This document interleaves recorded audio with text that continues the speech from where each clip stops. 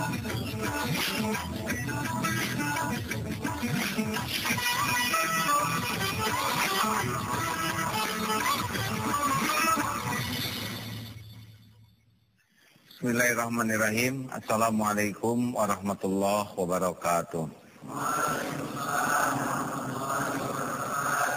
Alhamdulillahirabbil alamin.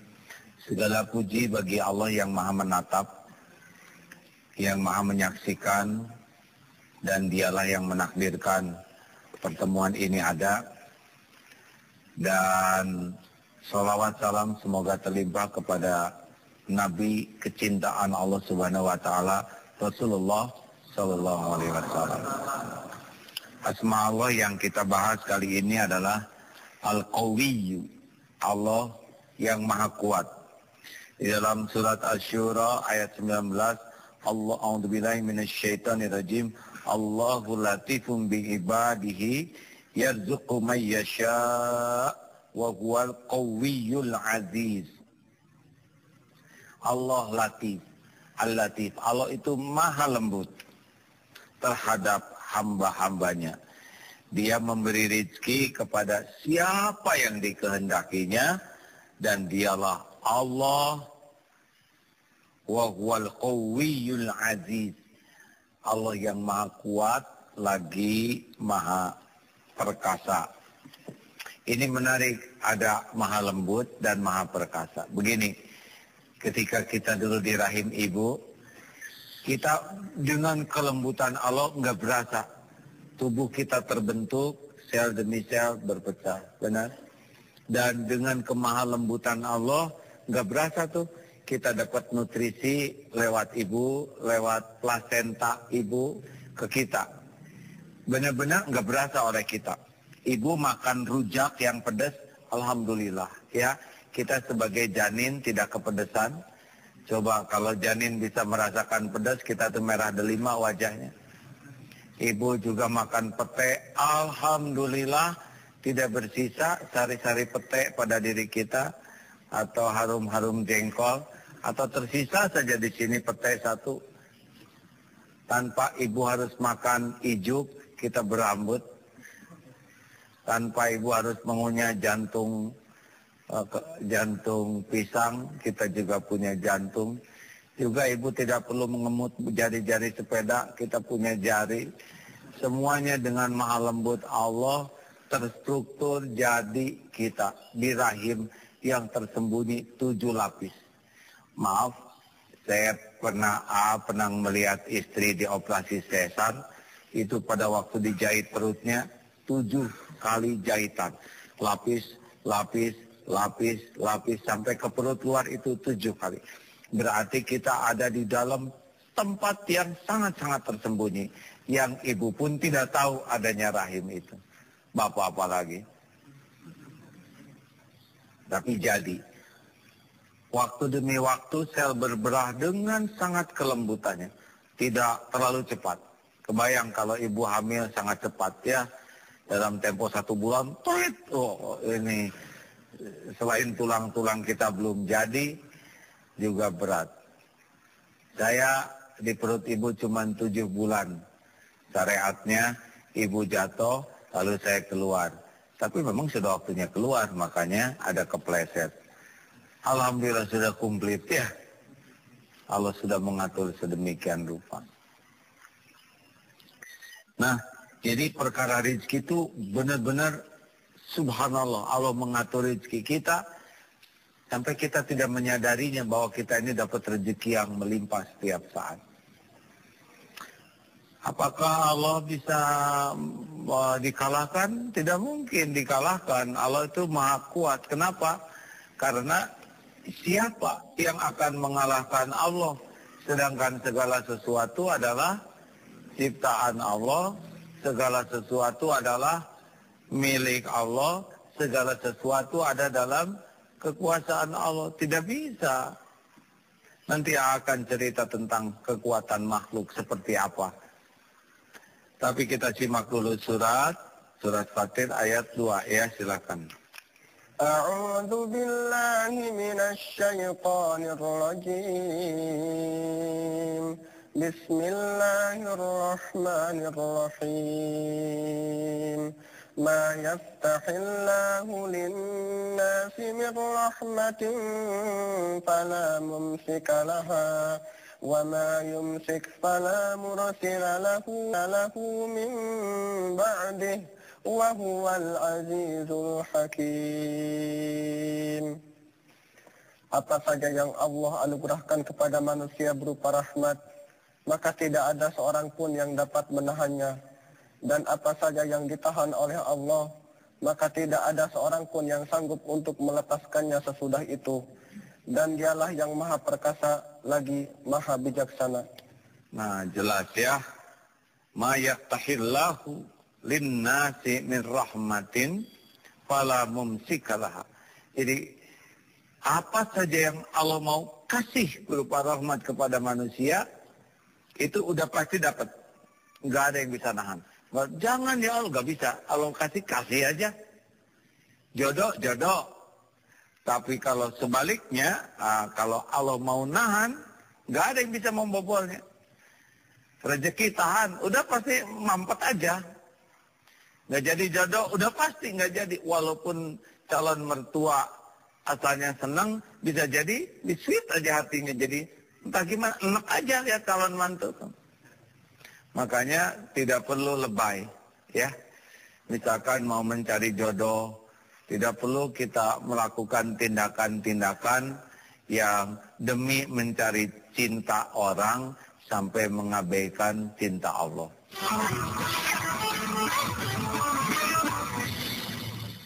Ada satu ikhwan dikejar 5 akhwat.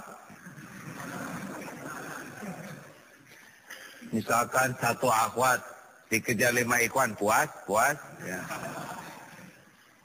Yang satu kelenteng, anaknya Superman, Pak Superman maksudnya Superman, ya. Yang satu anak Spiderman, yang satu pedagang permen, ya. Sedang kita penampilan biasa saja. Enggak menghalangi. Kalau Allah mau jodohin, jodoh saja. Yang paling penting kan bukan jadi jodohnya, tapi barakallahu laka wa baraka alaika wa jama bainakuma fi khair. Yang paling penting kan bukan masalah jodoh, tapi masalah berkah. Yang jodoh banyak. Penjahat dengan penjahat dijodohkan. Pezina dengan pezina dijodohkan. Betul? Orang yang gak beriman dengan gak beriman dijodohkan. Tapi kan bukan masalah jodoh yang terpenting, yaitu keberkahan dari perjodohannya. Makanya mintanya ke Allah. Aduh, saya ini gak punya apa-apa. Tenang, nanti Allah mencukupi. Walaupun pernah ada kisah ini, pernah dengar nggak kisah yang kecewa? Jadi seorang wanita udah nikah, marah kepada suaminya. Kamu suami pembohong. Apa saya bohong apa sayang? Tahu kamu nggak punya apa-apa, saya nggak mau nikah sama kamu. Aku kan tidak pernah bohong. Dari dulu juga sudah kukatakan, aku tidak punya apa-apa selain hanya dirimu. Tapi kan kamu ngomongnya, oh so sweet, begitulah hadirin. Ini ngaku, ini nyebut so sweet. Aku tidak punya apa-apa selain dirimu. Oh so sweet, padahal itu pengakuan. Wah dia nggak punya modal. Tapi kalau dekat dengan Allah, Allah kuasa mencukupi. Makanya kalau kita berlindung ke Allah, Allah ngejaga kita, nggak ada yang bisa mengalahkan Allah. Betul? Kalau kita meminta ke Allah, lalu Allah mau ngasih ke kita, itu pasti ketemu. Tapi kalau Allah nahan, nggak bisa. Makanya tidak perlu lebay di hadapan orang. Tidak perlu lebay kalau mencari kerja tuh ya. Tolonglah saya. Saya tidak punya apa-apa lagi. Nggak boleh begitu. Ngomong aja wajar. Saya belum dapat pekerjaan dan saya melamar pekerjaan di sini. Berapa minta gajinya? Saya belum bekerja, Bapak belum tahu kemampuan saya. Izinkan saja saya tahu apa yang harus saya lakukan dan apa yang tidak boleh saya lakukan. Saya percaya rezeki saya tidak akan kemana-mana Pak. Bagi saya yang paling penting bekerja jadi amal soleh. Enak dengarnya? Lalu kerja bagus. Maaf ya dek, di sini gajinya cuma 800.000 pasti nggak cukup. Gak apa-apa Pak, kalau memang adanya segitu. Iya, karena di sini jabatan cuma 2, direktur utama dan karyawan inti. Direkturnya saya, saudara karyawannya nggak. Kalau saudara naik pangkat, saya nggak bisa apa-apa. Karena kerjanya bagus, soleh, berprestasi. Orang si bos ini berpikir, kamu ini orangnya lebih bagus daripada pekerjaan yang ada di sini. Dia nulis surat ke temennya. Sobat, ini saya punya karyawan baik akhlaknya, rajin ibadahnya, jujur, semangat kerjanya, berprestasi. Kalau kerja di saya dia nggak berkembang. Tolong deh terima dia yang garansi saya. Gitu. Akhirnya dia diterima kerja yang lain yang lebih baik. Tapi prinsipnya Allah yang menggerakkan orang itu. Makanya jangan suka menghibah dan memelas ke orang. Ya, jangan mengharap belas kasihan, jangan mengharap disimpatiin. Tenang aja, termasuk mau pinjam uang, ajak aja.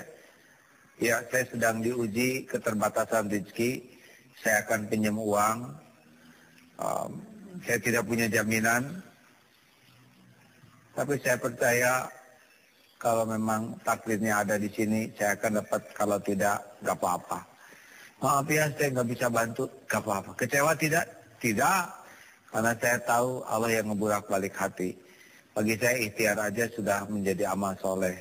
Perkara dapat atau tidak, Allah maha membolak-balik hati. Maaf ya, saya nggak masih pinjaman, gak apa-apa Pak. Gak kecewa? Enggak, alhamdulillah. Terima kasih ya Pak. Dek, memang saya nggak akan ngasih pinjaman, tapi saya mau ngasih ini. Pastilah ya, batu akik hadirin ya. Di atas 2 gepok uang ya, namanya juga cerita ya.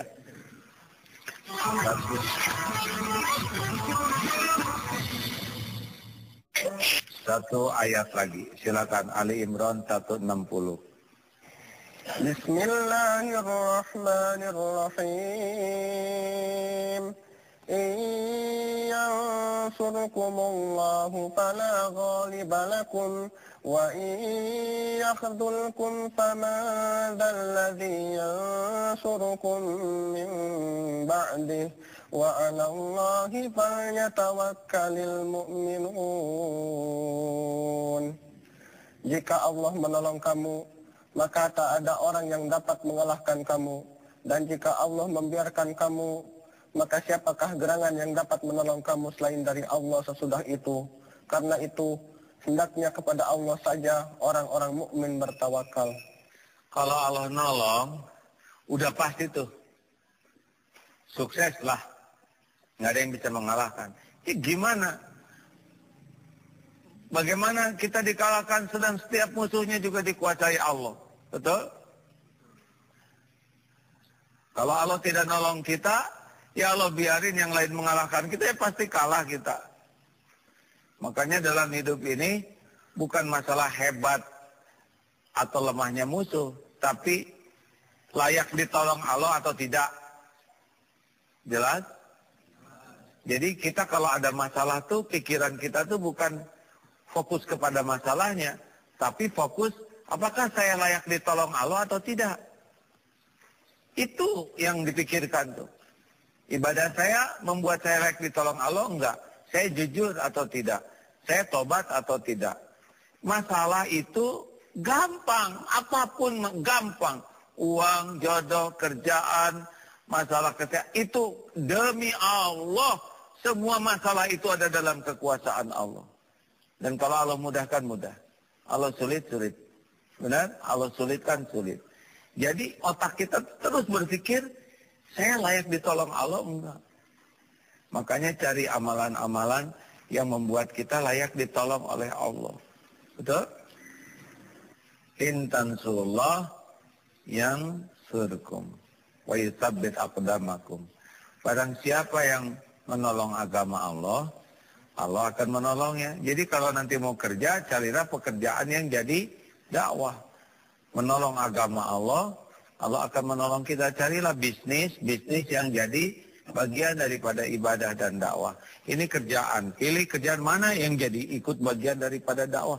Tapi gaji di sini gede, gaji di sini kecil.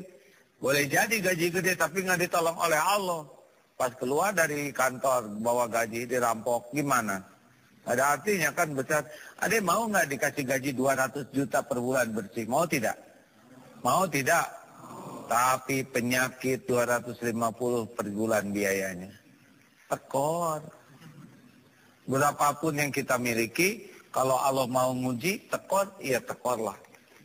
Yang kedua misalkan, supaya kita ditolong oleh Allah, wallahu fi aunil abdi, makanal abdu fi auni akhihi. Allah selalu menolong orang yang senang menolong sesamanya. Jadi kalau kita ingin ditolong Allah, maka dalam pikiran kita tuh selalu mikir, banyak nolong orang. Dan tidak hanya orang yang kita tolong. Misalkan ada kucing, ada yang ngebungkus kepalanya pakai kantong kresek. Takdir kita lihat kucing dibungkus ini merupakan takdir Allah, lihat gitu. Jangan ragu-ragu, tolong. Lagi duduk, lagi fokus di toilet, tiba-tiba ada kecoa terpleset, siuk, pluk, telentang. Terus gini. Itu teh tolong, help. Di bahasa kecoa gini. Kalau diterjemahkan itu artinya mungkin ya. Karena saya bukan nenek moyang kecoa. Tolong jangan. Kalau ada kecoa telentang, diapain? Ambil sendal, terus pukul atau tolong? Pukul. Kenapa sih nggak ditolong aja? Ya, nggak tiap hari kita lihat kecoa terguling, betul? Tolong. Waktu kita nolong kecoa, Allah lihat tidak? Allah suka tidak? Kecoa ciptaan siapa? Milik siapa? Kecoa tergelincir, telentang dengan izin siapa? Ada hikmahnya tidak? Kira-kira Allah menyiapkan tidak orang yang menolong kecoa? Tidak akan disia-siakan. Boleh jadi itu yang membuat kita ditolong dalam urusan yang besar. Karena bagi Allah, beda dengan cara kita menilai sesuatu. Orang memberi minum anjing kehausan aja dosanya bisa diampuni. Padahal anjing itu najis. Dalam hukum Islam yang kita pahami sekarang. Tapi dalam kisah itu, Allah takdirkan menghargai wanita pezina yang menolong seekor anjing. Makanya kalau ingin selalu ditolong oleh Allah, terlibatlah dalam urusan menolong agama Allah, dan banyaklah menolong makhluk-makhluk Allah. Itulah sebetulnya yang membuat kita selalu dekat dengan pertolongan Allah Subhanahu wa taala. Allahumma shalli ala Muhammad. Hasbunallah wa ni'mal wakil, ni'mal maula wa ni'man nasir. Ya Allah, cukupkan bagi kami hanya pertolongan-Mu ya Karim. Tampakkan bahwa segala selain Engkau ini tiada daya, tiada kekuatan. Ya Allah, puaskan hati kami hanya dengan janji dan jaminan-Mu. Jangan pernah ada keraguan sehalus apapun terhadap janji dan jaminan-Mu. Ya Allah, bimbing agar kami menjadi hamba-Mu yang layak Engkau tolong, yang layak Engkau bahagiakan, yang layak Engkau sempurnakan karunia-Mu.